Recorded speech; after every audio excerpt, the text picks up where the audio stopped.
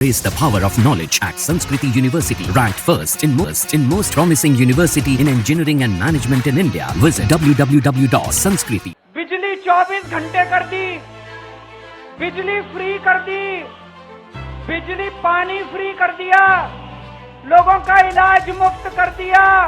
अब हम जेल से बाहर आ गए और जेल से बाहर आने के बाद मैंने इस्तीफा दे दिया। मैंने अपनी जिंदगी में केवल इज्जत कमाई है, मैंने अपनी जिंदगी में केवल ईमानदारी कमाई है। मेरे बैंक में कोई पैसा नहीं है, मेरी पार्टी के बैंक में कोई पैसा नहीं है, मैंने केवल इज्जत कमाई है। आज 10 साल के बाद जब मैंने इस्तीफा दिया है, थोड़े दिन में मैं सीएम का बंगला छोड़ दूंगा। आम आदमी पार्टी के राष्ट्रीय संयोजक अरविंद केजरीवाल ने जंतर मंतर पर जनता की अदालत लगाई। इस दौरान उन्होंने बीजेपी पर जमकर निशाना साधा और जेल से बाहर इस्तीफा देने के पीछे की वजह भी बताई। अरविंद केजरीवाल ने कहा कि मैं दाग के साथ नहीं जी सकता। उन्होंने कहा कि मैं बेईमान होने के दाग के साथ काम करना तो दूर, जिंदा भी नहीं रह सकता।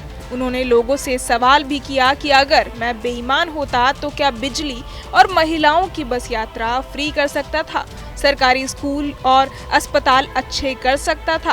अरविंद केजरीवाल ने कहा कि बिजली फ्री करने में 3000 करोड़ रुपए लगते हैं। अगर मैं बेईमान होता तो बिजली फ्री करने की क्या जरूरत थी, 3000 करोड़ रुपए खा जाता।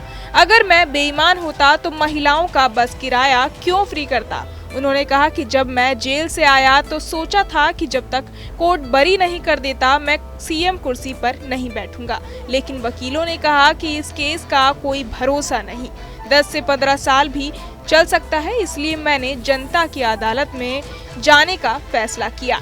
उन्होंने कहा कि मैं बेईमान के दाग के साथ जी भी नहीं सकता। शराब घोटाला मामले में 5 महीने से ज्यादा समय तक जेल में रहने के बाद 13 सितंबर को तिहाड़ जेल से जमानत पर रिहा हुए केजरीवाल ने कहा कि वो देश की सेवा के लिए राजनीति में आए हैं, न कि किसी सत्ता या पद के लालच में। पूर्व मुख्यमंत्री ने ये भी कहा कि उन्होंने अपने खिलाफ लगे भ्रष्टाचार के आरोपों से आहत होकर इस्तीफा दिया है। उन्होंने कहा कि पिछले 10 सालों में उन्होंने पैसा नहीं बल्कि केवल सम्मान कमाया है। केजरीवाल ने कहा कि आने वाले दिल्ली विधानसभा चुनाव उनके लिए अग्नि परीक्षा है और अगर लोग सोचते हैं कि वो बेईमान हैं तो उन्हें वोट ना दें। आम आदमी पार्टी यानी आप के प्रमुख ने कहा कि वो श्राद्ध अवधि के बाद नवरात्रि के दौरान मुख्यमंत्री का आधिकारिक आवास छोड़ देंगे और उन लोगों के बीच रहेंगे जो उन्हें आवास की पेशकश कर रहे हैं। बहरहाल इस पूरी खबर को सुनकर आप क्या कुछ सोचते हैं हमें कमेंट बॉक्स में जरूर बताएं और बाकी तमाम खबरों के लिए सब्सक्राइब करें न्यूज़ नेशन।